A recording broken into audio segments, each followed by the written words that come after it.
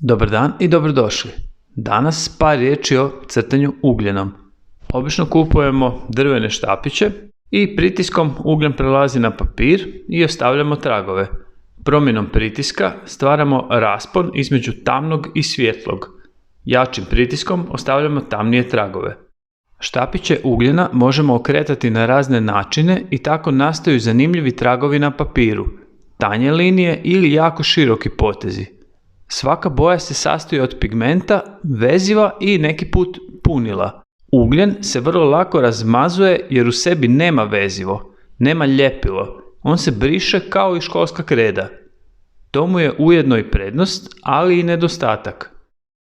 To je prednost jer možemo vrlo lako ukloniti dio crteža s kojim nismo zadovoljni i zato što možemo postići pod navodnicima mekane prelaze između sivih tonova.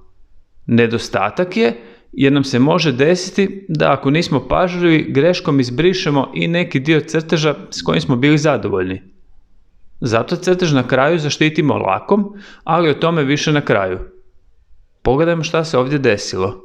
Primjećujemo teksturu papira, ali pojavljuje se i tanka crna linija koja nastaje jer se preslikava rub papira koji se nalazi ispod ovog lista na kojem crtam. To je u biti jednostavan primjer frotaža. Vidimo da s ugljenom možemo postići puno toga i probajmo sad jednostavan primjer modelacije. Crtam krug i ako na tom krugu napravim pravilno raspoređene tamnije svjetlije dijelove, na kraju će nam to djelovati kao kugla, kao 3D objekt.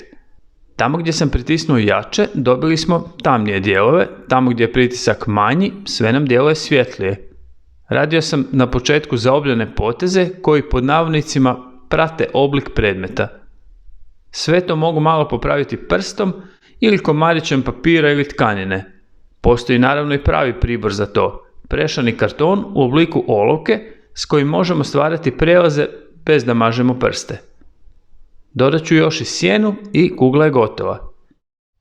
Izaberite motiv koji vam se čini zanimljiv i probajte. Pokušajte s nekoliko poteza skicirati najosnovnije oblike i malo po malo izgradite cijeli motiv dodavajući sve više detalja. Uvijek okrećite komadić ugljena s kojim radite i malo eksperimentirajte s tim. U ovom dijelu crteža koristim tanji dio, vrh, s kojim mogu povlačiti tanje poteze. Nakon toga isti komadić ugljena koristim okrenut više vodoravno prema papiru, odnosno pod manjim kutem u odnosu na sam papir. Na taj način nastaju zanimljivi, pomalo neprevidljivi potezi. Malo po malo dodajem sve više detalja. Uvijek mijenjate pritisak, znači uvijek nam je potreban čim veći raspon između najsvjetlijih i najtamnijih dijelova motiva. Ako radimo na hrapavom papiru, tekstura papira će biti vidljiva, što također može biti vrlo zanimljivo, iako možemo iskoristiti u biti skoro svaki papir koji imamo na raspolaganju. Danas koristim ugljen u štapićima, ali on može biti u obliku krede. Ugljena prašina se spreša u neki oblik koji nam je zgodan zadržati u ruci da s njim možemo crtati. Osim toga, on također može biti u obliku olovke. Razmislite koji dio motiva bi trebao biti najtamniji. Obično je to neki dio u sjeni. Taj dio riješimo s najviše pritiska. Po potrebi dio slike možemo obrisati, možemo koristiti tkaninu, papir ili običnu gumicu za brisanje. Desni dio slike predstavlja brijeg koji je malo dalji od nas i taj dio će biti malo svjetliji i rubovi će biti mekši. Pošto radim ugljenom, nije teško stvoriti mekane rubove i lagane prijelaze. U prvom planu, donji desni kut, vidimo malo riječne obale koja bi nam trebala djelovati kao najbliži dio motiva. To je nekoliko jasnih tanjih poteza koji predstavljaju travu. Dio prvog plana su i stabla, iako u ovom slučaju ne vidimo cijela stabla, već ona samo izviruju s ruba papira. Sve u prvom planu nam treba djelovati blizu, pa opet koristim tanke crne linije s malo više pritiska za stabla i grane. Na granama sam dodao lišće, to su ovi kratki tamni potezi koje sam malo smekšao prstima da nam krošnja ne bi djelovala preravna. I kod krošnje nam treba određena iluzija dubine prostora. Neki dijelovi oni mekše izvedeni nam djeluju kao da su malo dalji od ovih jasnih, oštrih, tamnih poteza. Dodat ću još malo detalja i crtež je gotov. Usporedimo isti motiv izveden na hrapavom i malo više glatkom papiru.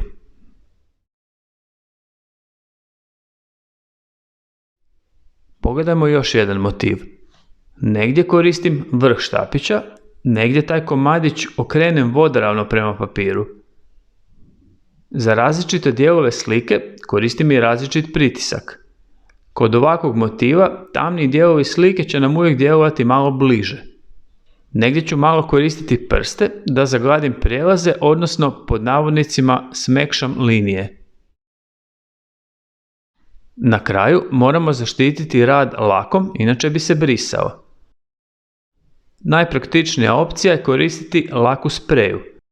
Ravnomjerno s otprilike 30 cm udaljenosti pošpricamo cijelu sliku. Na bočicama laka često piše natpis fiksativ, pa zbog toga to lakiranje neki put nazivamo fiksiranjem.